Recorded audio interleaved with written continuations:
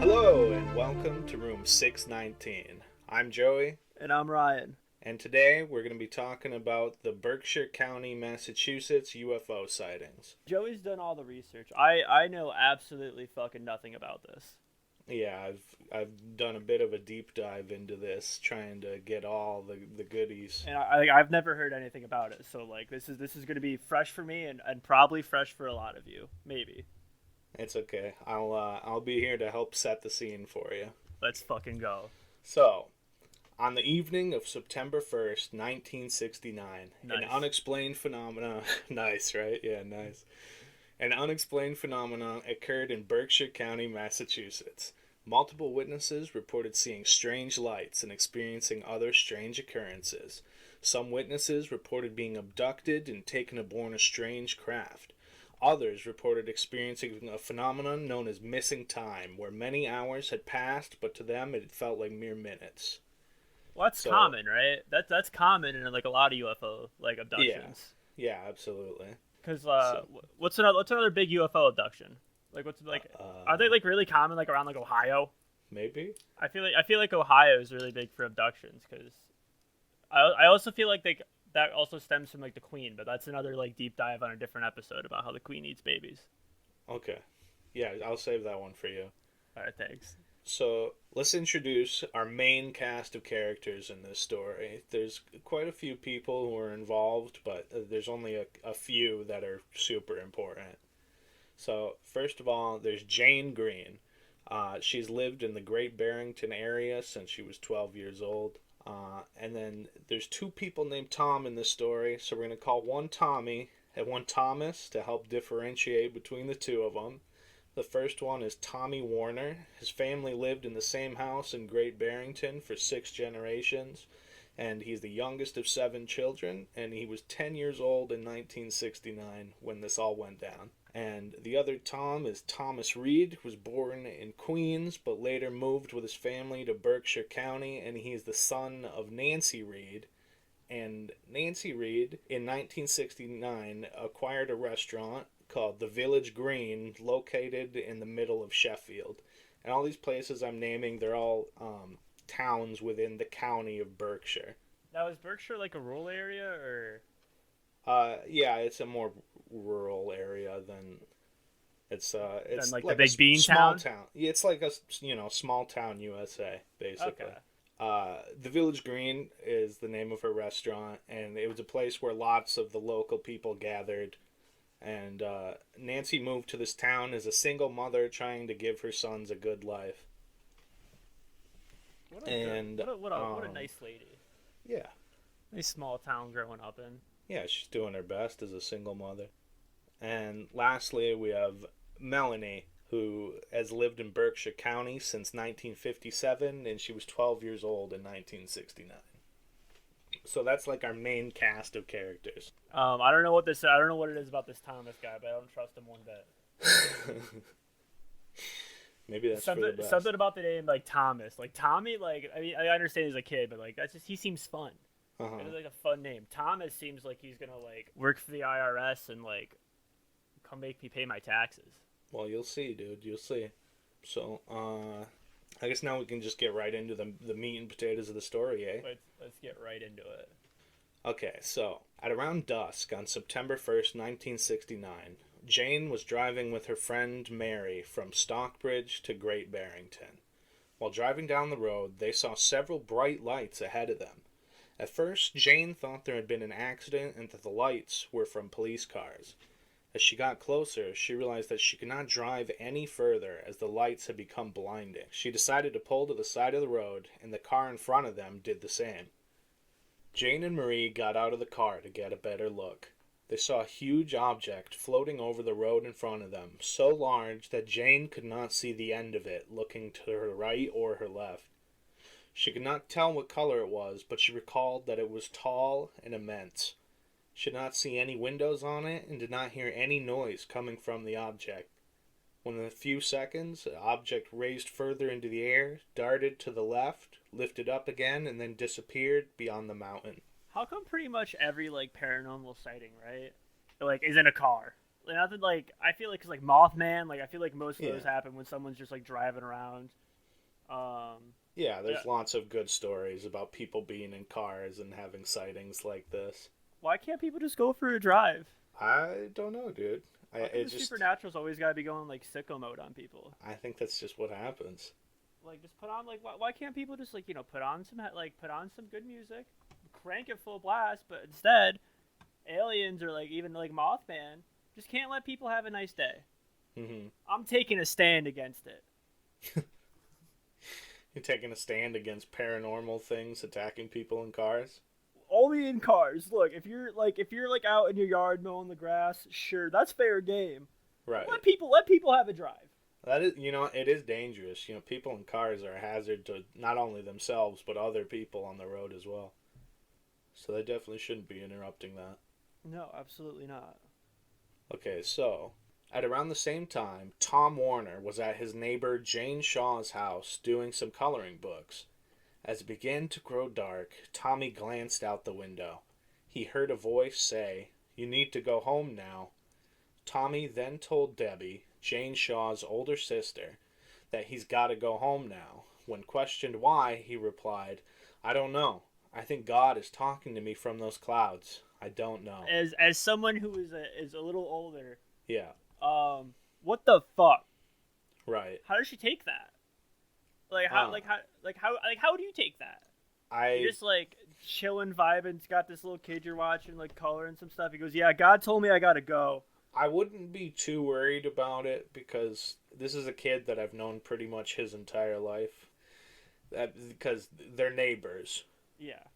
And Debbie always does coloring books with Tom.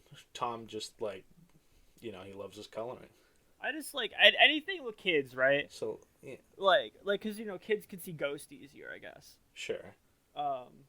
And everything like that. If a kid Supposedly. comes up to me, is like, "Yeah, God told me," I'm like, "Yeah." Kids say some crazy stuff. I don't know. I would just be like, yeah, I guess that's I would be like, in the moment, I'd be like, that's weird, but then I'd be like, I don't know. I said some crazy stuff as a kid. Really? I was a pretty tame kid. I don't know. I didn't talk to ghosts or God never told me anything. God never whispered in my ear, "Hey." He did. You just weren't listening. 2021, very early in January, invest in GameStop. It's gonna be huge. He did. You just weren't listening. Oh, gotta listen to God more. Tommy then bolts out of the house onto the front lawn to try to get home as fast as he could. Jane chased him out the door and outside and was stunned at what she saw. Tommy was running, but his feet weren't touching the ground. He was running in place. Like Scooby, like how they do in the old cartoons, like Scooby Doo. Absolutely, just like that. His legs aren't just going back and forth. They're like a windmill on his side, and they're just going and going and going and going. Yeah, he's going. Tommy, in a panicked state, continued to run in place when he turned his head to the left and saw a UFO appear in the sky. A beam from the craft descended upon him, and when the beam reached Tommy, his arms were jerked behind him and to the side, immobilizing him. Jane witnessed the light envelop Tommy, and in a flash, Tommy had disappeared. Okay, what do you do in that situation now? You're watching this kid. He's gone. He just disappears. Would freak out, dude. I don't know what I would do. I mean, what do you do? I think I just accept it, right? That's a problem you gotta hope is gonna solve itself. I guess so. Meanwhile, that same night, Melanie and her family went out to the local Dairy Queen to get ice cream. Then they went to Lake Mansfield, which was 2 miles from Tommy and Jane Shaw's house. As her father backed into the parking lot, a brilliant bright aura appeared in the sky. Everyone in the car began to panic. Her father decided to chase the light despite Melanie begging him not to. She and her sister began to shake in fear. The sister does not remember anything after this happening. However, Melanie remembers levitating out of her seat one moment and the next being on a ship laid out on a table. What? the fuck? Just like in the seat of the car, and like you blink, and next, like you're just in the ship. Yeah. You got some little green men staring at you, and they're Wow. like, "Hey." I didn't say that. Oh no, they're not green. I didn't say that. So, circling back to Tommy for a moment, Tommy remembers seeing a girl, who he will later discover is Melanie, to the right of him on the ship. He recalled seeing total fear on her face. Melanie, however, has no memory of seeing him. She simply recalls being in a room with several other children and watching them begin to disappear one by one.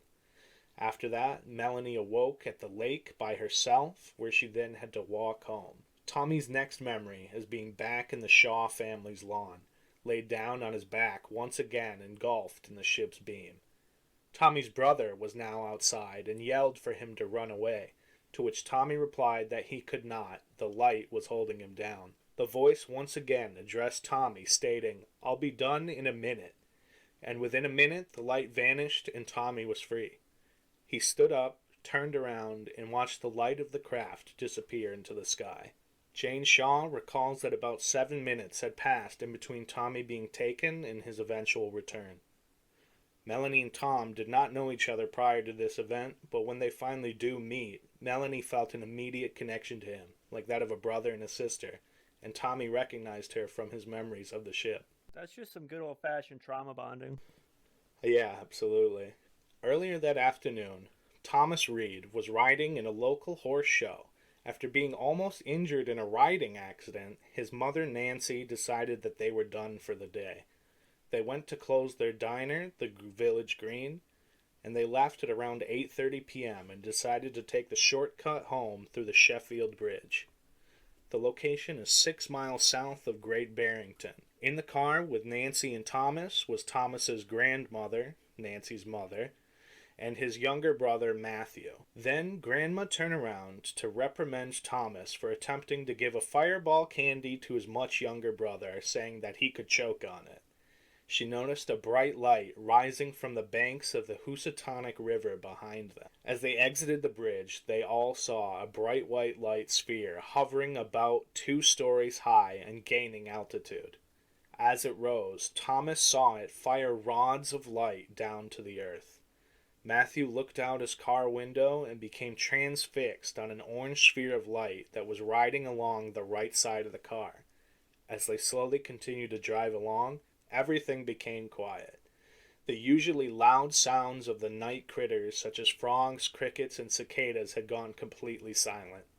They felt a pressure change in the car, almost as if they were underwater. The white sphere disappeared. Then Nancy noticed a disc-shaped object hovering in the sky. She describes it as looking similar to a turtle shell. Thomas said that it looked about 100 yards long. The inside of the car lit up. It appeared as if it was daylight inside the car. The family's memories become fragmented after being enveloped in the light. I'm just so mad at the supernatural for just not letting people go for a nice drive. Yeah, like once again, it's more shenanigans in the car. Like, get it someone when they're mowing their lawn, or like get someone when they're sleeping. You know. I don't want to get attacked while I'm sleeping. I do. I would like look if I just like can sleep through it, they can do whatever the fuck they want with me. I guess if I can consistently sleep through the whole thing without waking up, I'd be fine with it. Okay. Like leave me like a little like post-it note next to my bed. Yeah. It's like, hey, we took you last night. Like you're clean. Because I imagine they do a better like physical than any doctor would. Maybe. Like they'd let me know like if I have like high blood pressure or anything. Like leave me like a full note. Like you take me when I'm sleeping, just keep me knocked out, and like. You think they're measuring that? I think they would. Do you think they could like give you a prescription for that? I just wake up with a. You wake up with a prescription in your hands. Yeah. They wouldn't even like the doctors wouldn't even tell because doctors' handwritings are always like god awful. That is true. Yeah, they don't have to know what it says at all. It doesn't even have to be in English either. They'd be like, yeah, sure. I'm actually kind of convinced that pharmacies just give you a random medication because they can't read what it says. They're just like, I'm going to mix a bunch of stuff and give it to you. In the back of a pharmacy, just this big ass wheel. Like the pharmacist goes back and spins. And he goes, "Yeah, there we go." What's this guy gonna get? And like, the right one is like on a little sliver, It's like the smallest one. Like you have the smallest chance of getting the medicine you're actually supposed to get. Yeah, that would be wild. So, some time passes, and the Reeds awaken back in their car. To them, it had felt only as if 15 minutes had passed since initially seeing the lights rise from the river, but when they awoke back in their car, 3 full hours had passed. They had fragmented memory of the lost time. The car was now off, and Nancy and her mother Marion were now in opposite seats they started in. Marion now in the driver's seat and Nancy in the side seat. Marion started the car and went back to Sheffield for help. Oh, these aliens are not detail oriented at all. Yeah, they messed up the details on that one. Like, They what if, might not have noticed if they had left the car running and put them back in the right spot. like, what if it was Nancy the one that like got put in the driver's seat second, right? Nancy was in the driver's seat initially, and now she's in the side seat. So wait, who's driving now? Marion, her mother. Nancy's What if her mom mother. didn't have a driver's license? Well, here's the thing. Thomas actually does know in an interview that his grandmother, Marion, never drives. So, like, this was super off. You got to get those things right, aliens. But she did turn the car on and drive away. Alright, well, maybe like, she probably can. Like, my grandma, like, both my grandmothers, like, neither one of them have driven a car in, like, 3 years. or longer. But, like, I'm if they sure had they're to, fine. they could. I just like riding a bike. Yeah. I'm A sure much of it. more dangerous multi-ton bike. The following morning, WSBS radio broadcast the sightings from that evening, which was heard in Nancy Reed's packed diner. Reed's Diner became the hub for conversation, as coincidentally, the Apollo 11 mission had just left the goodwill message on the moon. It was manufactured by Sprague Electric, a half hour away from Reed's Diner. You think this is like a revenge hit? No. You think this is like stay the fuck off our moon? Nah. No, it was a goodwill message. I think this is territory. I think this is a territorial I don't know. thing. I think they got the message and they didn't appreciate it. Well, you think that they would mess more specifically with NASA and not just like random citizen. Best messages are sent subtly. I guess. Jane Green said that she was a non-believer of UFOs and flying saucers until that night. She recalled that after seeing the craft, she drove into Great Barrington and pulled over in front of the family store on Main Street. She and Mary were in disbelief as to what had happened. She went inside the store and told her husband about the experience, who then told her to go and report it to the radio station. She went there and met with Tom Jay, the director of the WSBS radio. However, he did not believe her. A few hours pass, and he becomes inundated with calls from other people with similar sightings and reports.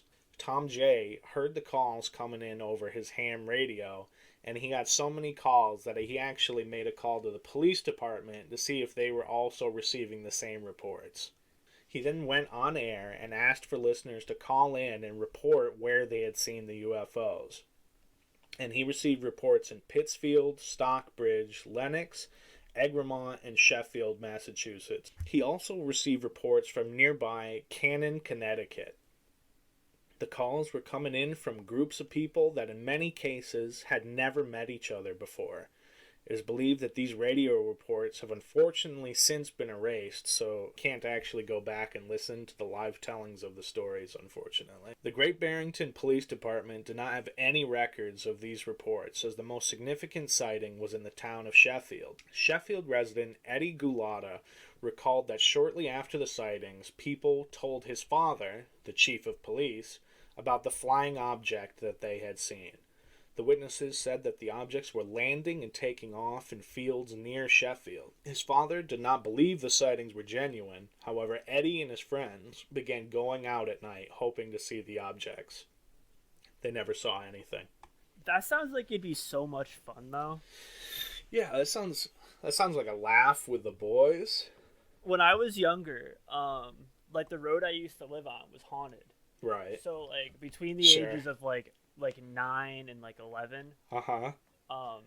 me and like my friends, we would camp out in the yard. We'd like set up a little tent in like our yard. Yeah. And I don't know if you remember this, but the old Nintendo DS had like a ghost hunting like feature or something like that. No. And we would walk up and down this road at like 3 o'clock in the morning. Yeah. Ages like 10 years old, Yeah. just hoping to find a ghost. That's hilarious. So I can only imagine, right? Yeah. If this happens to me now. Like if a UFO flies over my town, like, You're I'm whipping out Like, the DS immediately. I'm whipping out my Nintendo DSi and I'm going ghost hunting. You're praying that they're on PictoChat with you. Simpler times. Simpler times.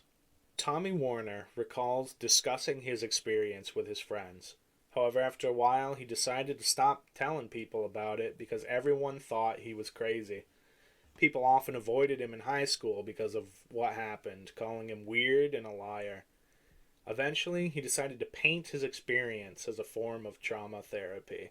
Melanie recalled that her sister and then boyfriend always believed that she was telling the truth. At the time, they were the only ones that knew about it. When Thomas Reed went to school, he would talk about his experience When Thomas Reed went to school, he would often talk about his experiences as well. However, this led to fights with other students about it, and his mother, Nancy, on the other hand, did not tell that many people about it outside the diner. Thomas remembered that many people in town treated them differently due to their experience.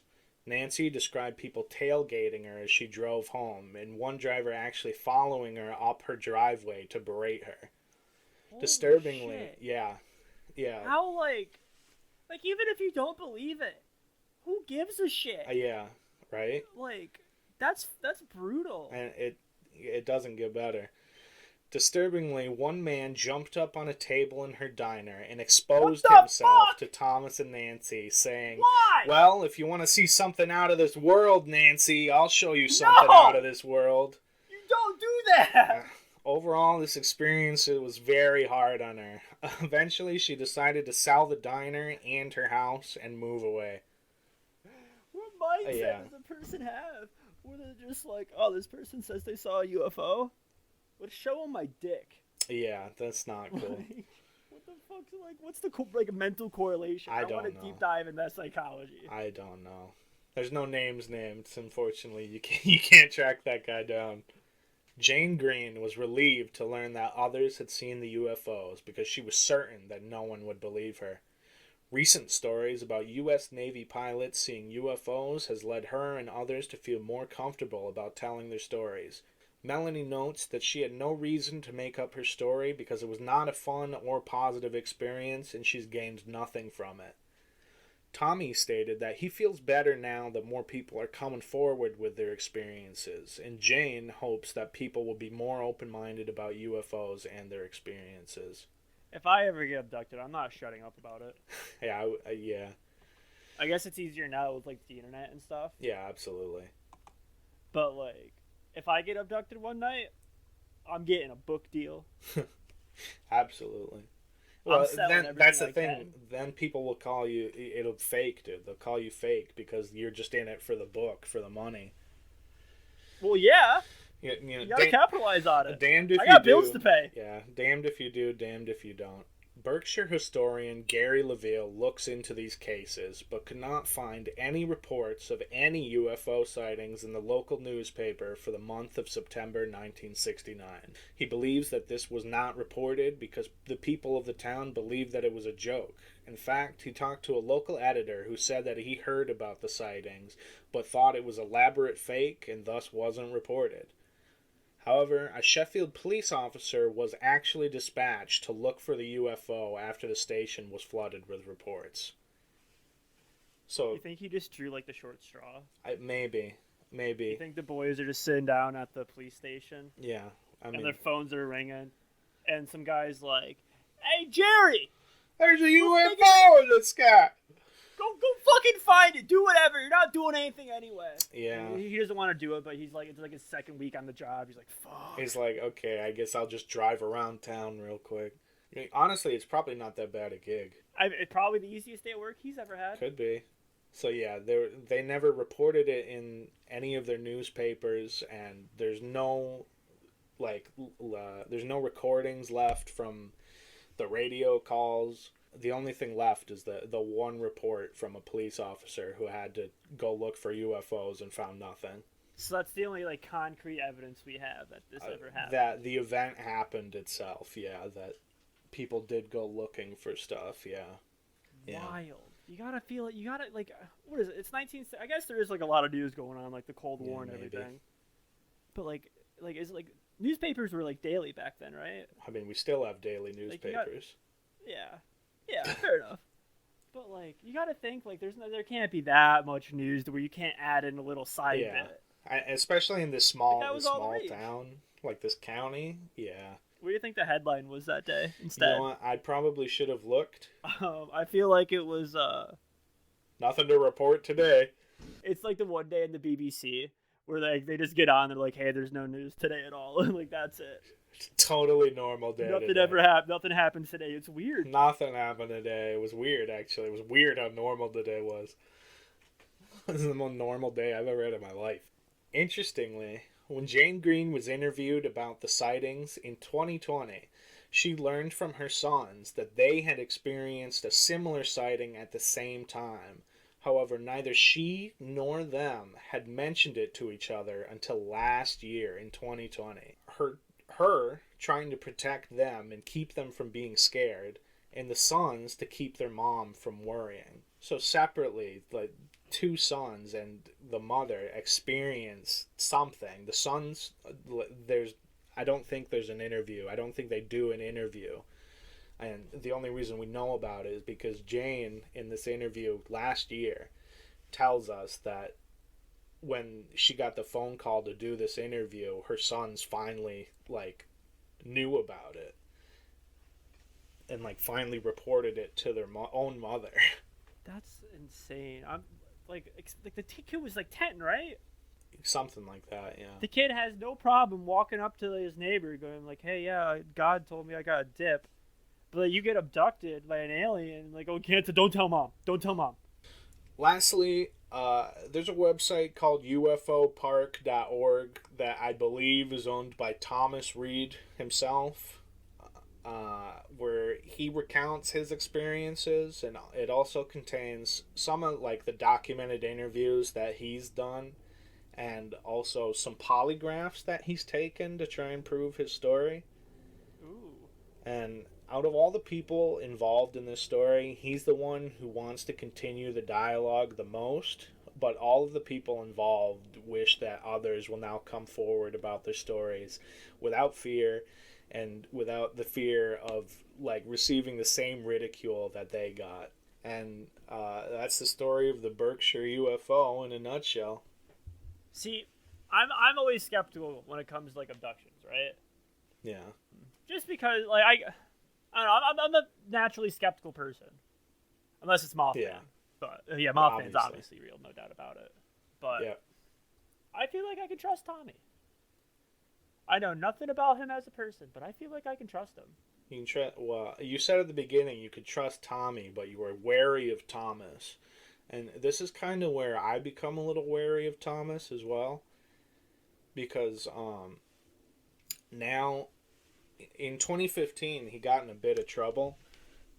Basically because him and some other people who had sightings basically commissioned like a memorial thing to be put in the town. And they got permission from the town, and it basically is just like this big ugly stone monolith with a plaque on it. And that's like, this is where the Berkshire UFO sighting was, even though it's like a mile away from where it actually was or something. And he gets in trouble because it's like, it gets put on private property, even though like the town approved it. And I don't know. Is it still all there? Kinds of drama with him. Is it still there? I think it got moved, from what I've seen. You can, if you're interested, you can read up on it on ufopark.org. I want to go see the abduction rock. I mean, I recommend looking at it at the very least. It's interesting. I'll provide links. Okay. Well, that's the only link I have. When you're scrolling through there, you can see the polygraphs and you see like various interviews, and then there's like the whole drama with this stone, like emails back and forth. Towards the bottom, you'll see a video where you'll see Thomas He's a bald man with glasses in the thumbnail, and he's standing in front of this big rock with a plaque on This it. is my rock. I mean, yeah. So other than him, no one, and I don't really think he's made any money off of this. Like, other than this website, maybe traffic through this website, no one's making money off of this. Like, this ruined the lives of Nancy. It ruined the school life for Tommy Warner, and it ruined Thomas Reed's school life, and it ruined Nancy's, whole career. She moved there to try and give her son a better life, and then these alien sightings just like drove her out of town. These alien fucks just show up and ruin everything. I mean, and it wasn't even it wasn't even the alien themselves' fault.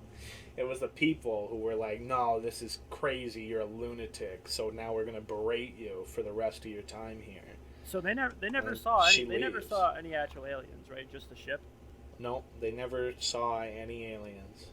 They never reported seeing any aliens, just ships, and then some of them being taken upon a ship and being laid out on the table, basically. All right. And then, like, there's, like, fragments of memories where, they just, like, lose what happened.